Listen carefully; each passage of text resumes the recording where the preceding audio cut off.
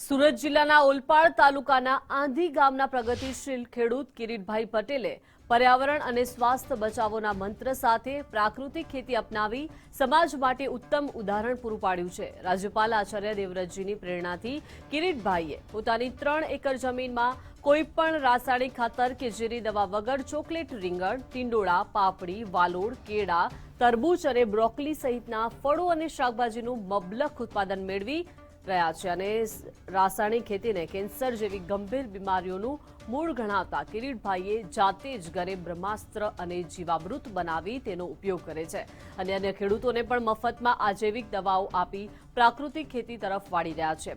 તેમની આ zero budget ખેતી સાબિત કરે છે કે જો ખેડૂત ધારે તો ઓછા ખર્ચે જમીનની ફળદ્રુપતા વધારીને માનવજાતને ઝેરમુક્ત આહાર પીરસી શકે છે।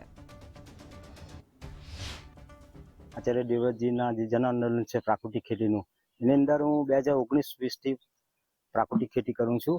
મારે ખેતરની અંદર વેંગણ, પરવટ, ટીંડોળા, પાપડી, કેર, કપાસ, ડાંગર આવા તમામ પ્રકારના પાકોનો મેં જે ગાય આધારિત ખેતીમાં સારામાં સારા પરિણામો લીધા છે અને અંદર પ્રાકૃતિક ખેતીની અંદર 5 આયામો જે છે તે પ્રમાણે જો આપણે અમલમાં મૂકીએ તો રાસાયણિકની સમકક્ષ આપને ઉત્પાદન મળે છે।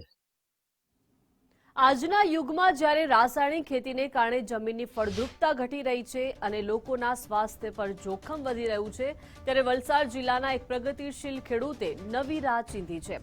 વલસાડના ચિંચાઈ ગામના પ્રગતિશીલ ખેડૂત વિનોદભાઈ પટેલે રાસાયણિક ખેતીના આ યુગમાં પ્રાકૃતિક ખેતી અપનાવીને મબલખ ઉત્પાદન સાથે વાર્ષિક 1 લાખથી વધુની આવક મેળવી એક નવો આદર્શ સ્થાપિત કર્યો છે। વર્ષ 1987થી ઝેરમુક્ત ખેતીના હિમાયતી બનેલા વિનોદભાઈએ બીજામૃત અને જીવામૃત જેવા પ્રાકૃતિક આયામોના સચોટ અમલ દ્વારા તુવેર, ચોળી, ટામેટા, કોબીજ અને સૂરજમુખી જેવા વિવિધ પાકોમાં શ્રેષ્ઠ સફળતા મેળવી છે।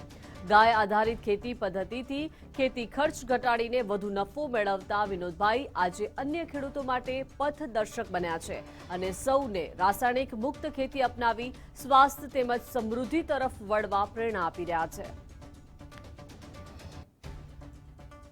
લગભગ 1990થી અમે જે આત્મા પ્રોજેક્ટ દ્વારા જે તાલીમ બરુવાળ ખાતે આપવામાં આવેલી ત્યારથી જાણકારી પ્રાપ્ત કરી અને ત્યારબાદ ખેતી કરવામાં આવી।